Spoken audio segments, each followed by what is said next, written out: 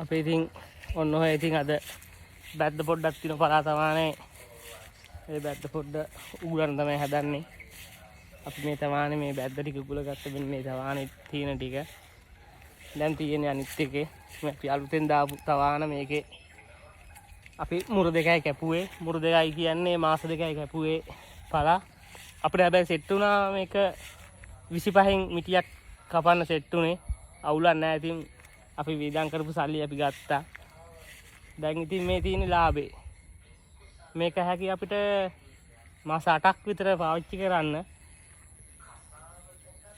30න් වගේ යනවා නම් සුපිරි ලාභයක් අපිට ගන්න පුළුවන්. දැන් ඉතින් මේ අපි පොඩියට බැද්ද උගලගෙන යනවා. මෙහෙමයි ඉතින් දැන් පොහොර අපිට ලැබෙන්නේ අපි අර හයිබ්‍රිඩ් පොහොර එකක් තමයි ගහන්නේ 350යි. අවුලක් නැහැ. ඉතින් මේකට ඉතින් අපි පොහොර කිලෝ 3ක් වගේ තමයි ගහන්නේ. තෙල් අරේ මෙහි ඉතින් පොඩ්ඩක් තෙල් පොඩ්ඩක් අරේ මෙහි ගහනවා පණුවන්ට ආරම්මන. දැන් ඉතින් පිළිවෙලට ඉතින් පලා ටික නරත්තු කරගෙන යෑමක් තමයි තියෙන්නේ. බැද්ද පොඩ්ඩ උගලගෙන මුන් දවසේ ඉතින් අපි ගොවිතැනේ තමයි ඉන්නේ. දැන් අර පැත්තත් ආපහු අලුතෙන් මම පලා දාන්න හිතන් ඉන්නේ. තුබ මණ්ඩිය පැත්තේ. දැන් ඉතින් මේ වගේ ඔක්කොම කයායට තියෙන පලා තමයි ඉතින්. මුළු දවසේම ඉතින් අපි කොරටුවේ තමයි ඉතින් දෙන්නත් එක්කම.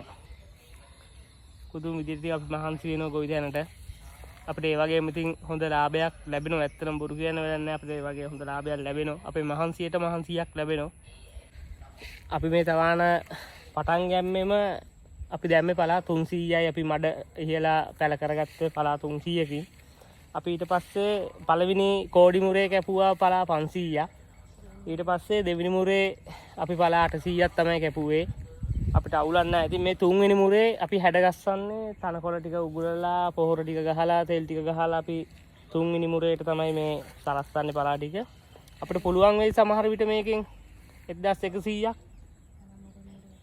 පලා පොඩ්ඩක් වැඩි වෙනවා. හැම මුරේටම මාස ගණන් වෙනකොට පලා පොඩ්ඩක් වැඩි වෙනවා කපන මිටි ප්‍රමාණය. අපි ඉතින් මේ හැම මුරේටම මේ විදිහට ඉතින් බැද්ද උගලන්න ඕන අනිවාර්යයෙන්. පොහොර ගහන්න කලින් බැද්ද ටික උගුලලා ඊට පස්සේ තමයි ඉතින් තෙල් සාත්තුව දෙන්න ඕනේ මේකට පොහොර ටික. ඒව නැත්තම් බැද්ද ගහටත් උනා ගන්නවා. දැන් මේකට මං අද තෙල් ගහන්න තියෙනවා. බැද්ද ටික උගුලිලා තෙල් ටික ගහලා හැඩ කරලා ගන්න ඕනේ. ඉතින් පලා ටික සාත්තු කරලා දෙන්න.